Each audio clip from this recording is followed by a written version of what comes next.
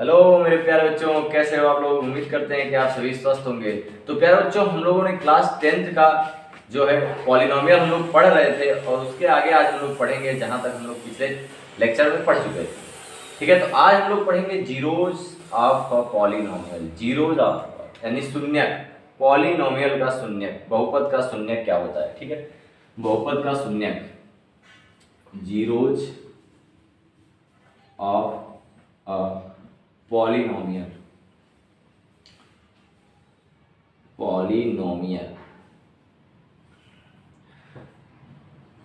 बहुपद का शून्यक।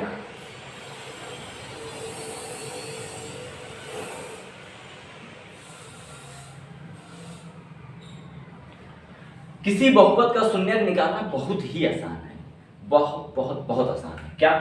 अच्छा, बहुपद का शून्यक कहेंगे किसको? बहुपद का शून्यक उसको कहेंगे, यानी कि जीरोज ऑफ पॉलिनोमियल उसको कहेंगे जहां पर उस बहुपद की वैल्यू जीरो आ जाए। ठीक है, क्या आ जाए? उस बहुपद की वैल्यू जीरो आ जाए। जैसे मान लीजिए हमने ले लिया एक 2x+3। ठीक है, तो इसकी वैल्यू क्या आ जाए? जीरो। इसकी वैल्यू जीरो आ जाए। ठीक, इसकी वैल्यू जीरो आ जाए, तो इसकी वैल्यू जीरो। अब इसको सॉल्व करेंगे तो यहां से पता चलेगा कि 2x, 3 इधर काहे में है? प्लस में, उधर भेजेंगे काहे में हो जाएगा? माइनस में। बहुत आसान है। ठीक, अब यहां से x की वैल्यू निकालनी हो, x के साथ ये 2 काहे में है? मल्टीप्लाई में, उधर जाएगा डिवाइड में, तो माइनस का 3/2, यानी कि x की वैल्यू कितनी आ गई? x की वैल्यू माइनस का 3/2 आ गया। x का जो मान है वो कितना आ गया? माइनस का 3/2 आ गया। ठीक, इसका मतलब ये है कि x की वैल्यू अगर हम लोग इतना रखें तो फंक्शन का मान यानी कि इस बहुपद का मान जीरो आ जाएगा। ठीक है, तो ये इसका एक क्या कहलाएगा? शून्यक कहलाएगा। क्या कहलाएगा? शून्यक कहलाएगा। ठीक, तो प्यारे बच्चों, उम्मीद करते हैं कि आपको शून्यक समझ में आ गया होगा। शून्यक यानी वह मान है जिसमें हम लोग बहुपद की वैल्यू रखने पर जो है, बहुपद में अगर वो वैल्यू रख दें तो उस पूरे बहुपद का मान जीरो आ जाए। ठीक है, वो शून्यक कहलाएगा। ठीक, इसलिए मैंने इसको निकालने के लिए क्या कर दिया? उस बहुपद को जीरो के बराबर कर दिया। आपको पता चलेगा कि x के किस वैल्यू पर ये जीरो आएगा, वही उसका शून्यक कहलाएगा, जीरोज कहलाएगा। ठीक, और भी बहुत सारे एग्जाम्पल लेते हैं और करते हैं। तो प्यारे बच्चों, हमारे पास 2 क्वेश्चन और हैं। ठीक है, इसको हम लोग करेंगे, इसका हम लोग निकालेंगे जीरोज यानी कि शून्यक निकालेंगे। ठीक है, 2 से आपको समझ में आ जाएगा। आपको कॉन्सेप्ट क्लियर होना चाहिए, आप कोई भी क्वेश्चन आएगा आराम से कर लेंगे। शून्यक निकालना कैसे है तो देखिए, बहुत आसान है। सबसे पहले मान लीजिए कि ये पहला क्वेश्चन है। पहला क्वेश्चन जो दिया है इसको हम लोग ऐसे लिख सकते हैं, फंक्शन f ऑफ x कितना दिया है? 3x² minus x minus 4। अब इसको जो है हम लोग क्या करेंगे? फैक्टर करेंगे। क्या करेंगे? फैक्टर करना बहुत ही आसान होता है। आप देखें, सबसे पहले इसका मल्टीप्लाई कराते हैं फैक्टर करने में। कितना हुआ? 4 3 या 12। कितना हुआ? 12। ठीक है, यानी हमको 2 डिजिट्स ऐसे लेने पड़ेंगे जिनका मल्टीप्लाई कराने पर जो है 4 आए, या फिर जोड़ने और घटाने पर कितना आना चाहिए। यहाँ पे तो आपको ये भी देखना पड़ेगा, यहाँ कितना आना चाहिए? 1 आना चाहिए। देखिए, क्योंकि इसका कॉफिशिएंट कितना है? 1 है। कॉफिशिएंट पहचानना सीखिए, x का कॉफिशिएंट कितना है, यानी कि x के बगल में जो गुणे में चीज है उसको बोलते हैं कॉफिशिएंट। ठीक है, उसको क्या बोलते हैं? कॉफिशिएंट। तो x का कॉफिशिएंट कितना है? x का कॉफिशिएंट 1 है। यहाँ 3x² का कॉफिशिएंट अगर पूछे कोई, कितना है? कॉफिशिएंट मतलब गुणांक। ठीक है, तो 3x यानी x² का कॉफिशिएंट कितना है? तो 3 है। ठीक, ये बहुत चीज आसान होता है। तो कैसे करते हैं? गुणनखंड कैसे निकालना, फैक्टर कैसे करना है? तो 4 3 जा 12, 12 आ गया, यानी कि मल्टीप्लाई करने पर 12 आना चाहिए, और माइनस करने पर या फिर जो है प्लस करने पर कितना आना चाहिए? 1 आना चाहिए। तो हम लोग ऐसा देखेंगे। ठीक, तो यहाँ पे मुझे लगता है कि 4 और 3 ही ले लेते हैं, क्योंकि 4 3 जा 12 एंड 4 माइनस 3 1, तो हो जाएगा। ठीक है, यहाँ से हम लोग ले लेते हैं 3x² माइनस, यहाँ हम लोग ले लेंगे 4 माइनस 3 यानी कि 1, यानी फिर 1x आ जाएगा। 4 माइनस 3 मतलब 1x आ जाएगा, वही चीज आ जाएगा। बहुत आसान होता है। -4। ठीक, अब इसको मिटा देंगे क्योंकि इसका काम समाप्त हो गया। अब यहाँ से क्या करेंगे?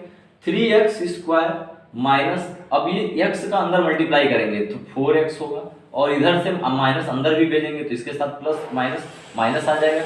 लेकिन जब ब्रैकेट ओपन करेंगे तो माइनस माइनस का मल्टीप्लाई क्या होता है? प्लस। तो माइनस माइनस का मल्टीप्लाई प्लस हो जाएगा, और 3 का x में मल्टीप्लाई करेंगे तो 3x हो जाएगा, और माइनस का 4 बचेगा। ठीक, ये वाला माइनस का 4 वो हम लोगों ने नोट कर लिया। बहुत सरल है, जो चीज दिया है आप कम से कम उसको समझने का कोशिश करिए। मल्टीप्लाई कराना किसको नहीं आ रहा है, बहुत आसान है। इसमें -4 का मल्टीप्लाई करेंगे क्योंकि यहाँ प्लस है इसलिए माइनस ये आएगा, और माइनस माइनस का मल्टीप्लाई प्लस होता है इसलिए यहाँ प्लस लिख दिया, और 4 के साथ भी x आएगा और 3 के साथ भी x आएगा क्योंकि ब्रैकेट में है। ठीक, अब यहाँ से हम लोग क्या कॉमन ले सकते हैं, यहाँ से हम लोग जो भी कॉमन ले सकते हैं वो क्या है, तो मेरे अकॉर्डिंग यहाँ से जो है x कॉमन आ जाएगा। क्या कॉमन आ जाएगा प्यारे बच्चों, x कॉमन आ जाएगा। दोनों में x है कि नहीं है, इसमें x स्क्वायर इसमें x है, यानी कि एक x तो कॉमन है ही, तो हम लोग यहाँ से एक x कॉमन ले लेंगे और हमारे पास बचेगा 3x माइनस 4, क्योंकि यहाँ एक x था, एक x बाहर ही ले लिया तब कोई x नहीं बचा, और प्लस यहाँ पे 1 कॉमन है, यहाँ पे 1 कॉमन ले 3x माइनस 4 बचेगा। ठीक, अब फिर देखेंगे कि इसमें और इसमें क्या कॉमन है। ठीक है, इन दोनों में क्या कॉमन है, तो इन दोनों में कॉमन है 3x माइनस 4, 3x माइनस 4 इसमें भी है, 3x माइनस 4 इसमें भी है, इसलिए अब क्या कॉमन है, उभयनिष्ठ क्या है 3x माइनस 4 कॉमन ले लिया। ठीक है, 3x माइनस 4 क्या कर लिया, कॉमन ले लिया। अब हमारे पास क्या बचा, जब 3x माइनस 4 यहाँ से गायब हो गया, यहाँ से भी गायब हो गया, तो हमारे पास x प्लस 1 बचा, तो हम लोग उसको एक ब्रैकेट में लिख देंगे x प्लस 1, x प्लस 1। ठीक है, ये हमारा जो है ये वैल्यू आ गया। ठीक, अब हमको पता है कि शून्य यानी कि जीरोज लाना है, तो जीरो यानी कि जिसपे इस पॉलिनोमियल का मान 0 हो जाए, तो 0 हो जाए इस पॉलिनोमियल को सीधे 0 के बराबर कर देंगे, तो यहाँ से हो जाएगा 3x माइनस 4 किसके बराबर, 0 के बराबर, और दूसरा हमारे पास क्या है x प्लस 1 ये किसके बराबर, 0 के बराबर। यहाँ से वैल्यू आ जाएगा x का, क्योंकि ये -4 है उधर जाएगा तो +4 हो जाएगा, और ये 3 जो है x के मल्टीप्लाई में है तो इधर आएगा तो क्या हो जाएगा डिवाइड में, तो एक तो हमारे पास ये आ गया x का मान, यानी कि 1 2 जीरो हो जाएंगे इसके, जितने x की जितने पावर होंगे उतने ही जीरो हो जाएंगे। प्यारे बच्चों इस चीज को एक कॉन्सेप्ट है, आप इसको हमेशा याद रखें कि x का जितना पावर होगा उतने ही x के जीरोज आएंगे, उतने ही x के शून्य आएंगे।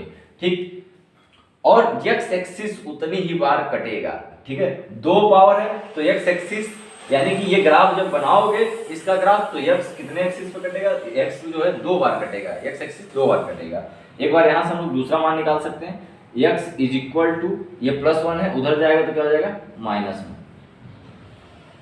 अब नेक्स्ट हम सेकेंड वाला करेंगे, तो x square plus 5x minus 24।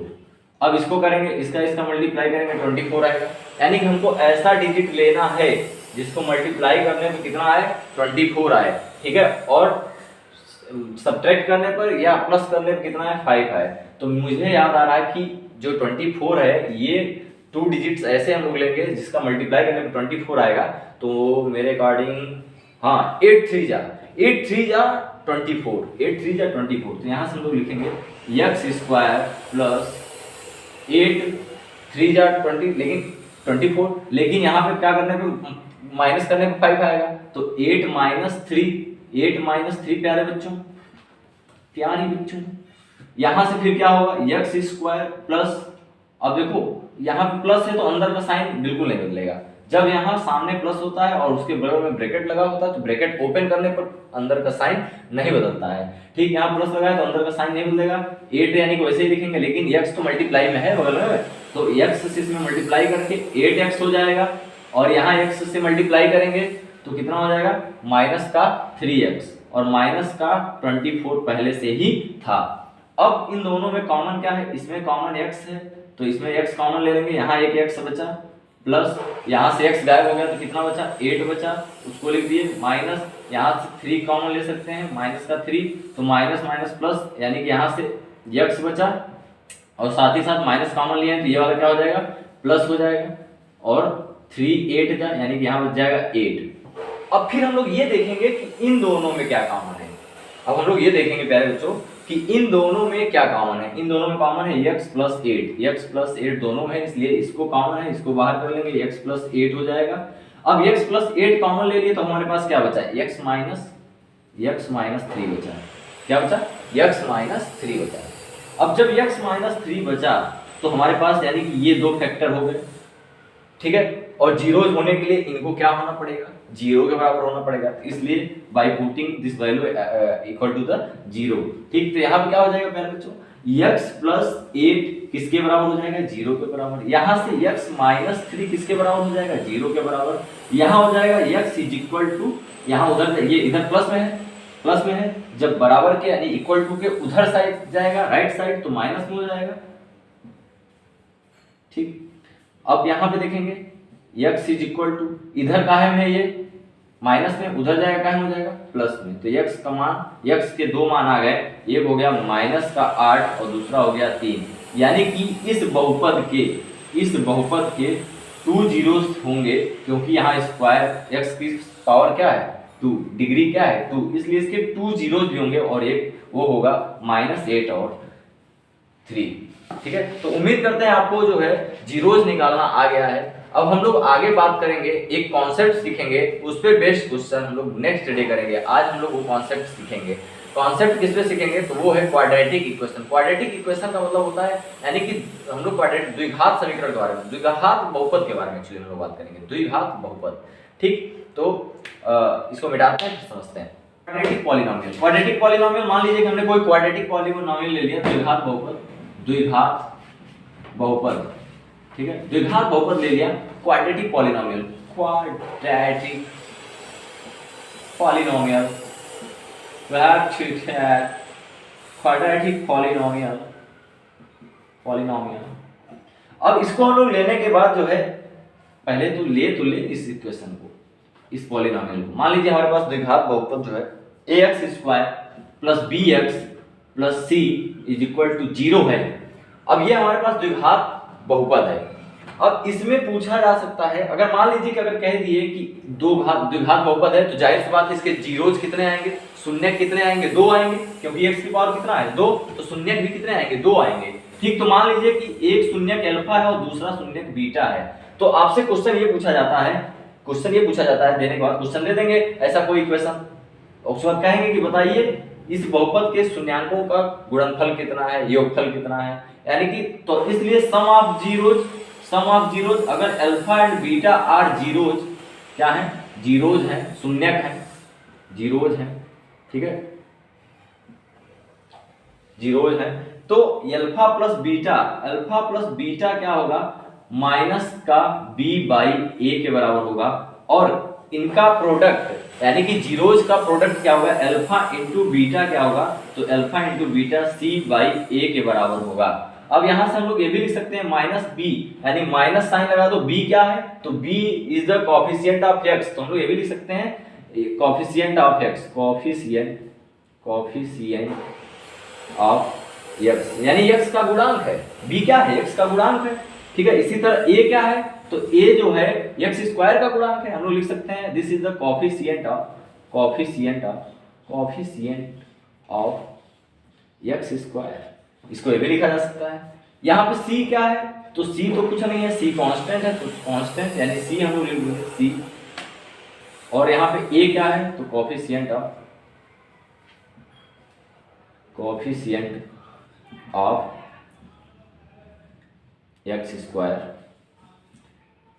तो ये हमारा आ गया जीरोस का जो है सम, और ये जीरोस का प्रोडक्ट इसी के बराबर होता है। ठीक है, इसी बात पे इसी समय जो है हम लोग क्वेश्चन भी ले लेते हैं, नहीं तो ये आधा अधूरा ज्ञान क्या करेंगे आप। ठीक, तो इस पे बेस्ड एक क्वेश्चन लेते हैं, क्वेश्चन से ज्यादा अच्छा समझ में आएगा। मान लीजिए कि हमने कोई एक जो है क्वाड्रेटिक इक्वेशन, क्वाड्रेटिक पॉलिनोमियल हमने ले लिया, और ये ले लिया, मान लीजिए कि हमने ले लिया 3x² प्लस 5x प्लस 6, ऐसे ही मान लियो हमने ले लिया। ठीक, अब इसके बाद हम लोग क्या करेंगे देखेंगे, हम लोग सीधे सीधे लगाएंगे अल्फा प्लस बीटा। तो अल्फा प्लस बीटा अगर मान लीजिए किसी ने पूछ लिया कि जीरोज का सम कितना होगा, तो जीरोज का सम अल्फा प्लस बीटा, ये एग्जांपल ले रहा हूँ, कोई ये अपने तरफ से एक एग्जांपल ले रहा हूँ, ठीक, ये सिर्फ समझाने के लिए है।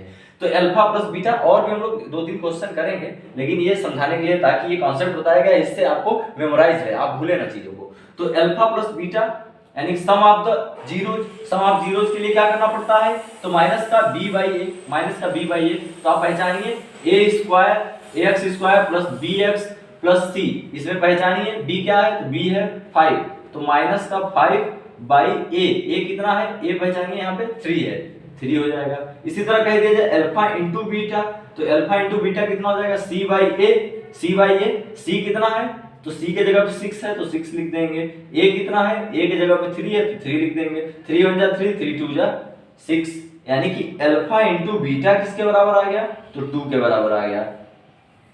तो प्यारे बच्चों, उम्मीद करते हैं कि अब आप जो है जीरोज का सम निकाल लेंगे, जीरोज का प्रोडक्ट निकाल लेंगे। ठीक है, तो आज के लिए बस इतना ही रखते हैं और मिलते हैं कल एक नए वीडियो के साथ।